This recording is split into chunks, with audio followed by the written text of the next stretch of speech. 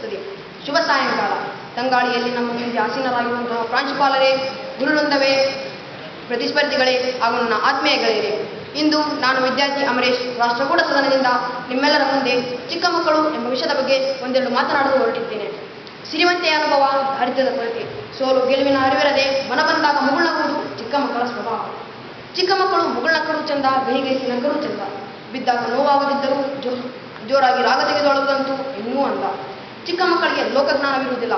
ಅದಕ್ಕಾಗಿ ಸಮಾಜದಲ್ಲಿ ನಡೆಯುವ ತೊಂದರೆಗಳಿಗೆ, ಸಂಬಂಧವಿರದ ಹಾಗೆ ಹಾಗೂ ಮನೆ ಮತ್ತು ಪಾಠಶಾಲೆಗಳಲ್ಲಿ ಆಗುವ ಘಟನೆಗಳಿಗೆ ತಲೆಯೊಡ್ಡದೆ ತಾವೇ ಸೃಷ್ಟಿಸಿದ ಕಲ್ಪನಾ ಲೋಕಕ್ಕೆ ತೆರಳಿ ಆಡಿ ನಲಿದು ಕುಣಿದು ಕುಪ್ಪಳಿಸಿ ದಣಿದಾಗ ಮಾತ್ರ ಅವರಿಗೆ ಮನೆ ಮತ್ತು ಊಟದ ನೆನಪಾಗುವುದು. ಪ್ರಪಂಚದ ಪ್ರತಿಯೊಬ್ಬ ವ್ಯಕ್ತಿಯು ಚಿಕ್ಕ ಮಕ್ಕಳನ್ನು ದೇವರ ಸಮಾನ ಹೋಲಿಸುತ್ತಾರೆ. ಅವರು ತಮ್ಮ ಕಣ್ಣಿಗೆ ಕಂಡದ್ದನ್ನು ಮನಸ್ಸಿಗೆ ಬಂದಂತೆ ಹೇಳುವುದು ಅವರ ದೊಡ್ಡ ಗುಣ.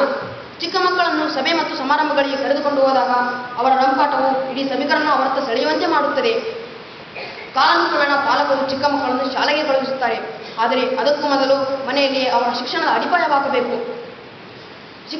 ಒಂದು ಸಂಸ್ಕೃತ ಪ್ರಸಿದ್ಧ ಗ್ರಂಥವಾದ ಮನುಸ್ಮೃತಿಯಲ್ಲಿ ಹೇಳಿದ ಹಾಗೆ ಪ್ರತಿಯೊಂದು ಮಗುವನ್ನು 5 ವರ್ಷದವರೆಗೆ ತುಂಬ ಪ್ರೀತಿಯಿಂದ ಬೆಳೆಸಬೇಕು.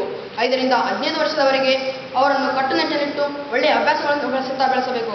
15 ವರ್ಷದ ನಂತರ ಪಾಲಕರು ಅವರನ್ನು ಗೆಳೆಯರಾಗಿ ಕಾಣಬೇಕು. ಏಕೆಂದರೆ ಅವರು ಮಾಡುವ ಪ್ರತಿಯೊಂದು ಒಳ್ಳೆಯ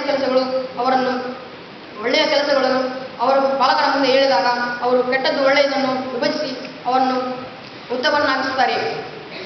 ನಮ್ಮ ಪೂರ್ವಜರ ಕಾಲದಲ್ಲಿ ಚಿಕ್ಕ ಮಕ್ಕಳು ಆಡಿ ಬಂದ ನಂತರ ಆಡಿಬಾನನ ಕಂದ ಅಂಗಾಲ ತೊಳೆದೇನ, ತೆಂಗಿನಕಾಯಿ ತಿರುನೀರ ತಕ್ಕೊಂಡು ಬಂಗಾರ ಮಾರಿ ತೊಳೆದೇನ ಎಂದು ತಾಯಂದಿರು ಪ್ರೋತ್ಸಾಹಿಸುತ್ತಿದ್ದರು. ಆದರೆ ಈಗಿನ ಕಾಲದಲ್ಲಿ ಕಂಪ್ಯೂಟರ್, ವಿಡಿಯೋ ಗೇಮ್ ಅಂತಹ ಉಪಕರಣಗಳಿಂದ ಚಿಕ್ಕ ಮಕ್ಕಳ ಕಣ್ಣುಗಳಿಗೆ ಹಾನಿಯಾಗುತ್ತಿವೆ.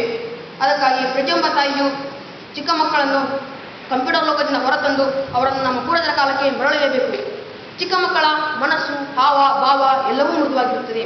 ಅವರು ನೋಡುವ ಪ್ರತಿಯೊಂದು ಒಳ್ಳೆಯ ದೃಶ್ಯಗಳು ಅವರನ್ನು ಒಳ್ಳೆಯವರನ್ನಾಗಿಸುತ್ತವೆ ಹಾಗೂ ಅವರು ನೋಡುವ ಪ್ರತಿಯೊಂದು ಕೆಟ್ಟ ದೃಶ್ಯಗಳು ಸಹ ಅವರನ್ನು ಕೆಟ್ಟವರನ್ನಾಗಿಸಲು ಪ್ರೇರೇಪಿಸುತ್ತವೆ.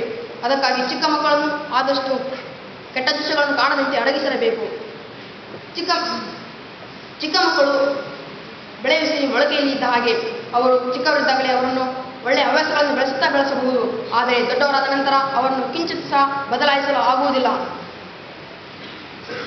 ಭಾರತ ಸರ್ಕಾರವು ಸಹ ಚಿಕ್ಕ ಮಕ್ಕಳಿಗೋಸ್ಕರ ಹಲವಾರು ಸೌಲಭ್ಯಗಳನ್ನು ಒದಗಿಸಿಕೊಟ್ಟಿದೆ. ಅವುಗಳಲ್ಲಿ ಕೆಲವನ್ನು ಹೇಳಲು ನಾನು ಇಚ್ಛಿಸುತ್ತೇನೆ. 6 ರಿಂದ 14 ವರ್ಷದ ಮಕ್ಕಳಿಗೆ ಕಡ್ಡಾಯವಾಗಿ ಶಿಕ್ಷಣ, ಬಿಸಿಯೂಟದ ವ್ಯವಸ್ಥೆ ಮತ್ತು ಸರ್ಕಾರಿ ಶಾಲೆಗಳಲ್ಲಿ ಪಠ್ಯ ಪುಸ್ತಕ ವಿತರಣೆ ಹಾಗೂ ಬಾಲಕಾರ್ಮಿಕ ಪದ್ಧತಿ ನಿರ್ಮೂಲನೆ. ಈ ಎಲ್ಲ ಸೌಲಭ್ಯಗಳನ್ನು ಭಾರತದ ಪ್ರತಿಯೊಬ್ಬ ವಿದ್ಯಾರ್ಥಿಯು ಉಪಯೋಗಿಸಿಕೊಂಡಿದ್ದೇ ಆದಲ್ಲಿ ನಮ್ಮ ಭಾರತವು ಸಹ ಅಭಿವೃದ್ಧಿ ಹೊಂದಿದ ರಾಷ್ಟ್ರಗಳಲ್ಲಿ ಒಂದಾಗುವುದು. ಇಷ್ಟು ಹೇಳಿ ನನ್ನ ಈ ಚಿಕ್ಕದಾದ ಭಾಷಣಕ್ಕೆ ಚೊಕ್ಕದಾದ ಚುಕ್ಕಿಯನ್ನು ನೀಡುತ್ತೇನೆ.